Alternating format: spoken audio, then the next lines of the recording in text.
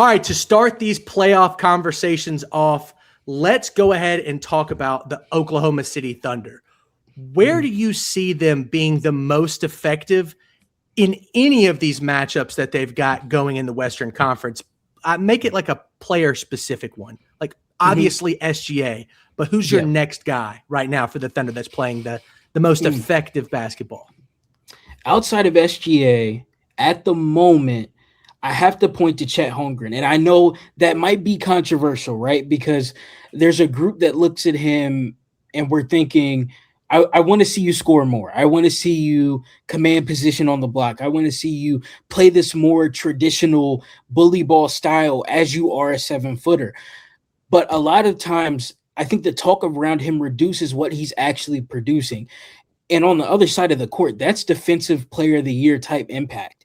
He turns shots away, but more importantly, he's a rim deterrent. When you see him at the rim, you second guess. Do I need to put this shot up? Can I just kick it out? Will I dump it off to the big for a floater? Whatever shot that you're going to attempt is going to be more efficient than what he's going to force you into next. So I think that's a massive building block for their defense. It allows all the guys to get up, play the ball, be in passing lanes, pressurized, because I know if I get beat, I got one of the best shot blockers in the league behind me. So I would have to point to him. And then on the offensive end, I think he's playing pretty well. Like 17, obviously, like it's solid production, but you'd like to see him be a bit more efficient from 2, be a bit more efficient as a 3-point shooter. You know, I think it's fair to, at some point in his career, see him get up to maybe 38, 39% a night when it comes to shooting the 3 ball. But I really just want offensively to see them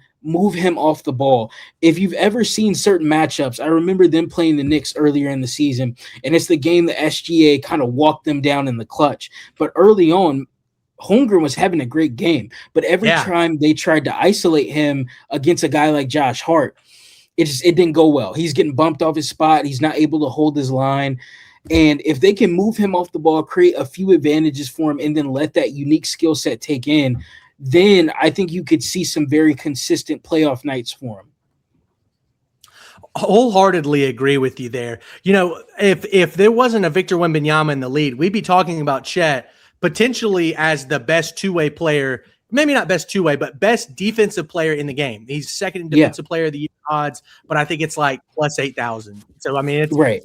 Yeah. He's not going to be winning this award, but he's definitely going to be an all defensive first team player for this year and then multiple seasons to come.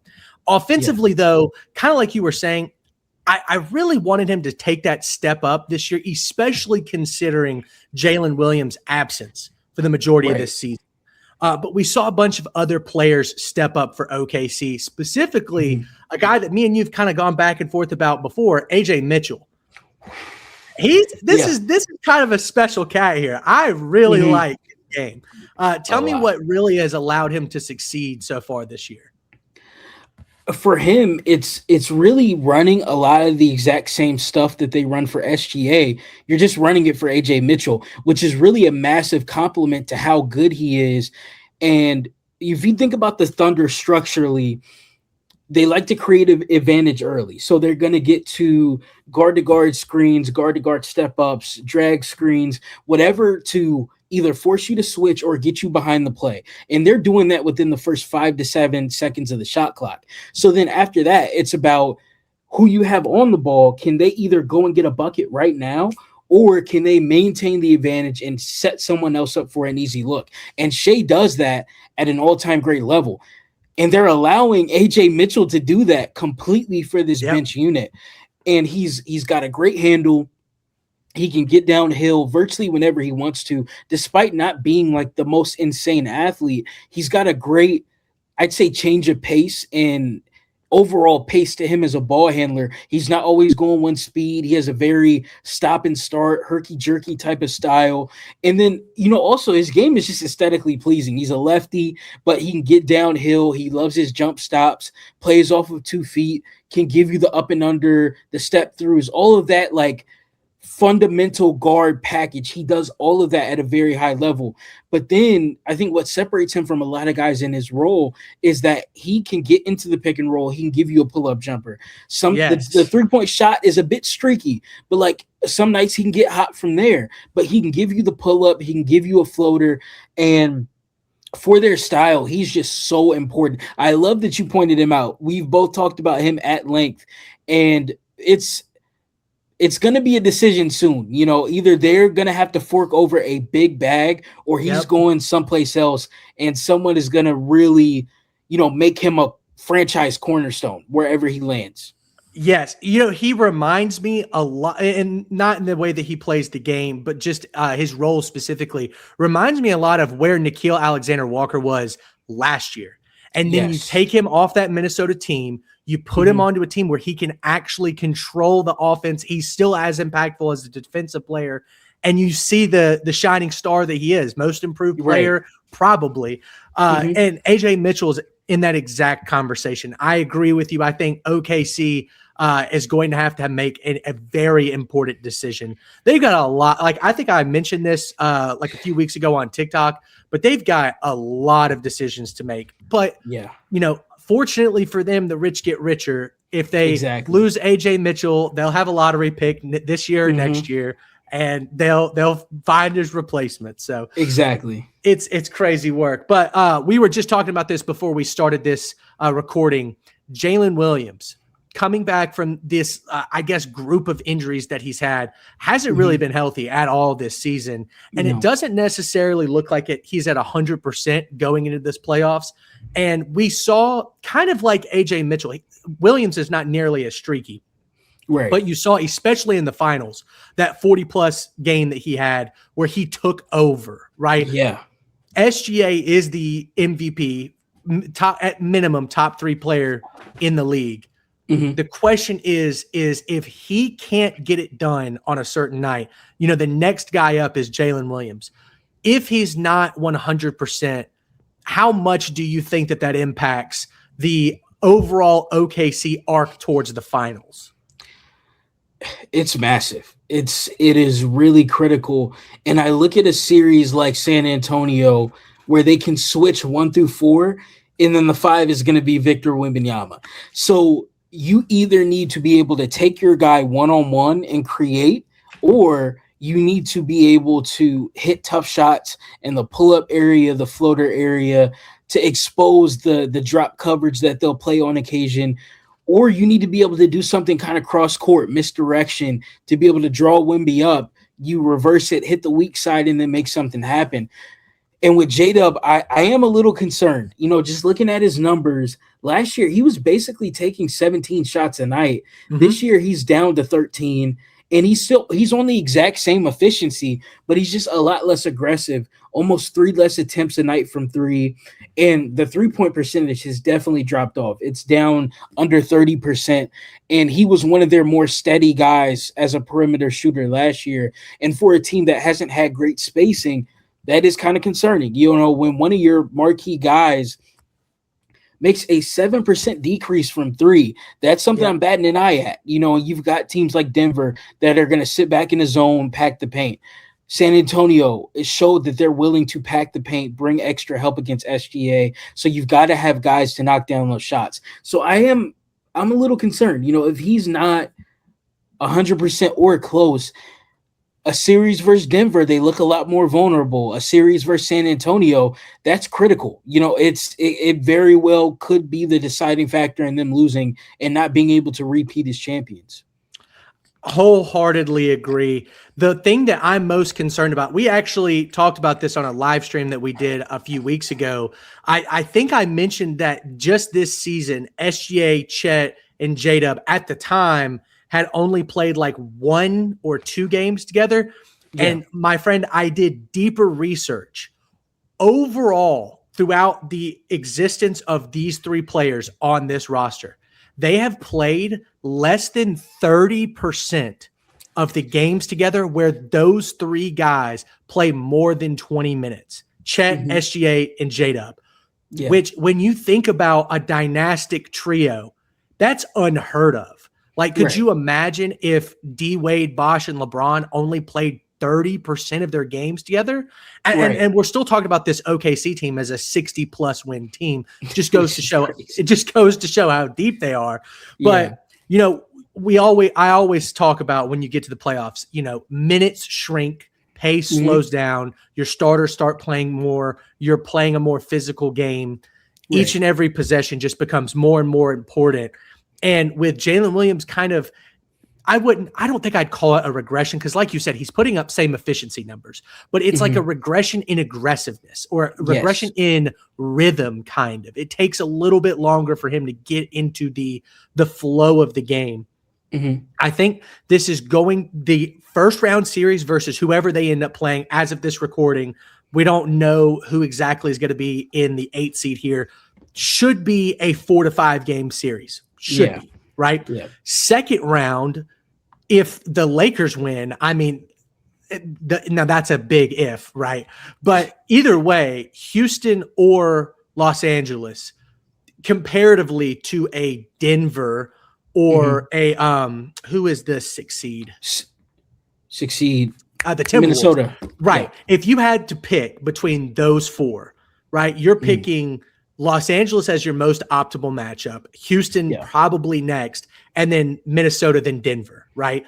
So the path to the Western Conference Finals for OKC, out of all of the playoff teams, to me, is the easiest. But once you get there, then you have to win it, go to the finals. But this is a great opportunity. This is a very long-winded way of saying this is a great opportunity for Jalen Williams to reestablish himself to that playoff run that they were having last year. And I think it's on Daigneault to kind of figure that out, right? You've got to force him some looks, especially in this first round series, to get his full-on confidence and aggressiveness back to where it was.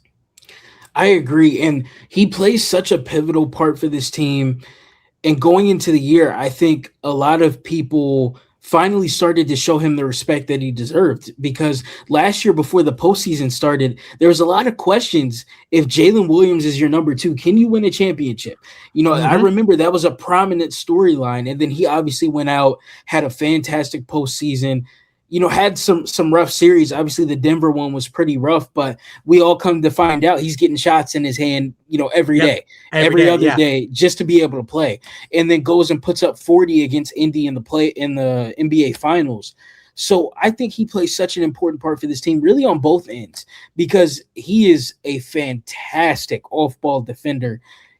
Kind of no one quite like him right now at 6'5" or 6'6", whatever he officially posts at. And then on the offensive end, we just talked about all the different dimensions that he fills for this team. So I agree with you. Going back to last year, SGA was not super efficient in that Grizzlies series, but Jalen Williams really kind of put them on his back at times, was getting crazy amount of turnovers, getting them out in transition. In the half court, he was kind of stabilizing everything. So I hope, like you said, it's really on Mark, first round. SGA can get his whenever he wants. He's ascended to that level of, how to flip the switch, and we know when it's time for you to do that, and we'll get you the ball. But I'm scheming J-Dub as many easy looks. I'm trying to get him the confidence. If I can play him decent minutes without hurting him or straining him, yes, I'm going to do it, because I really want to make sure his legs are there, he's strong enough, he's ready to go when we really need him in a series versus San Antonio, a Boston, a Denver, whatever that ends up being. Yeah, I'm 100% in that camp as well. Now, I want to kind of transition into their potential matchups here. Is there any – okay, so the play-in teams are Phoenix, Los Angeles, Portland, and Golden State. Are there any of those matchups that kind of worry you for the first round as a maybe not a potential upset, right? Because let's not sit here and think that this is like the Miami Heat in 2023 or whatever. Right. But there are teams that can extend a series that lead to potential injuries or exhaustion. Then you go into the next series and it's even harder than it should have been. So which one of these teams do you think provides the easiest matchup and the hardest matchup, realistically speaking? Because like the Warriors, I think would be the easiest choice for easiest match. Maybe the Trailblazers, but let me know what you think about that. I would kind of agree with you.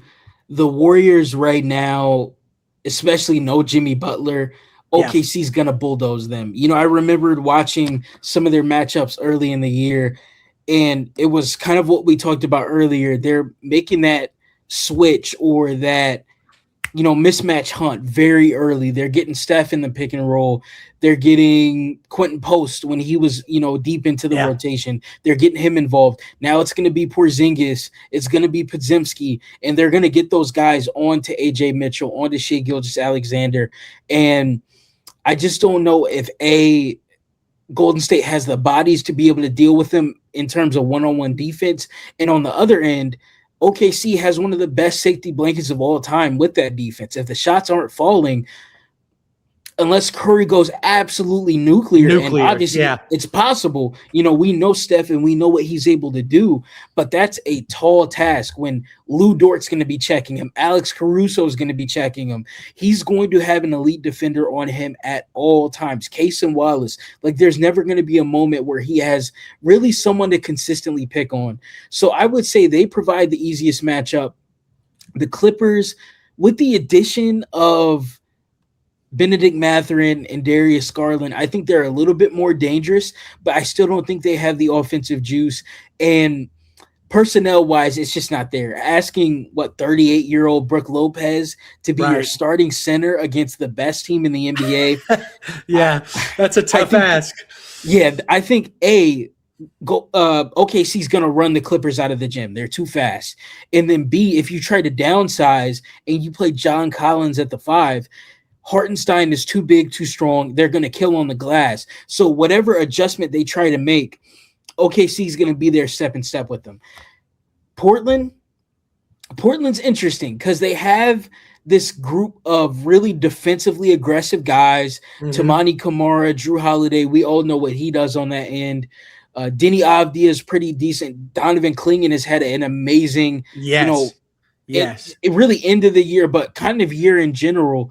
So I think they've got a really versatile group of guys, but with Splitter taking over so early in the season, I think you can tell he hasn't had a chance to install really a good structure offensively. So they get up a lot of threes and their offense is fairly simple, but doing that against OKC, I don't think that's going to work. So, you know, I think that one is kind of a 4 or 5 game series as well. Now, ironically, not just saying this because they are the 7th seed, but in many ways, Phoenix plays OKC brand of basketball, just scaled down a little bit. They're very switchable.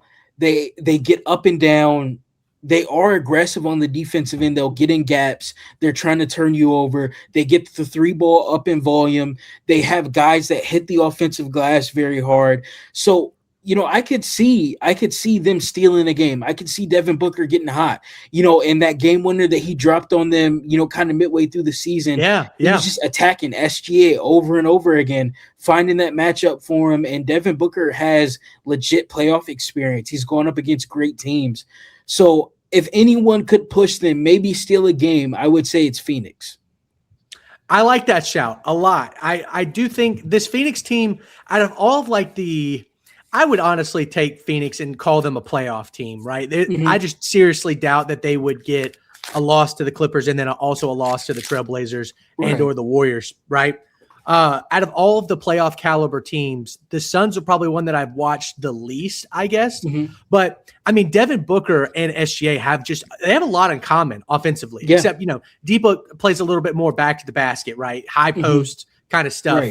But I think that they match up fairly well out of all the teams. Like you said, the Clippers are like that dogfight team, right? But they don't have the offensive prowess. They remind me a lot of the, you know, Grind City Grizzlies. Right? You're never gonna get 130 points out of them in a playoff series. But damn it, a 98-96 upset win at home. Kawhi Leonard, you know, is playing like 2014 Finals MVP Kawhi. Then like I could totally see that. But you know, I think that's a great look at what the Thunder have going for this playoffs. There's just not a lot of quote unquote conversating to have about them. especially in this first round, like almost any one seed throughout the history of the NBA. But Western Conference Finals, and we'll get into this in just a little bit, going to be very, very interesting. Thanks so much for watching our playoff previews. Be sure to go check out the other ones as well. And huge shout out to Colin Hatfield. This guy is one of the best ball knowers on social media. You can find him on TikTok, Instagram, and YouTube at Colin.Hatfield Show. This is one of the best ball knowers in and outside the game. Be sure to go check him out. Thank you guys so much for watching, and we'll see you next time.